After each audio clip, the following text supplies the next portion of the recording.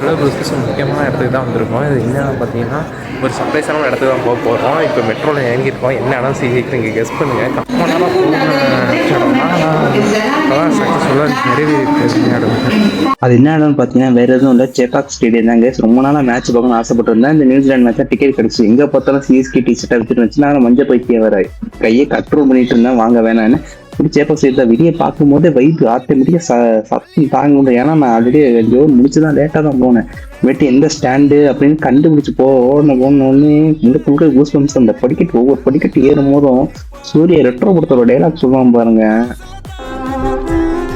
பிரபு உடம்பு என்னமோ ஆகுதுரே, சிலுக்குது, நெஞ்செல்லாம் படபடாங்க, கை நடுங்குது, கண்ணெல்லாம் கலங்குது. அப்படின்னு துபாயோட பேட்டிங் பார்த்தீங்கன்னா டீசெண்டாக தான் ஆடிட்டு இருந்தாங்க. என்ன சொல்ற 20 ஓவர் ஸ்ட்ரைக் ரொட்டேட் பண்ணி அடிக்கடி விக்கெட்டும் போயிட்டு இருந்துச்சு. அது மட்டும் இல்லாமல் 2 பேர் 50 அடிச்சாங்க. எனக்கு சூப்பராக அடிச்சிட்டு இருந்தாங்க. 125 பக்கம் அடிச்சாங்க.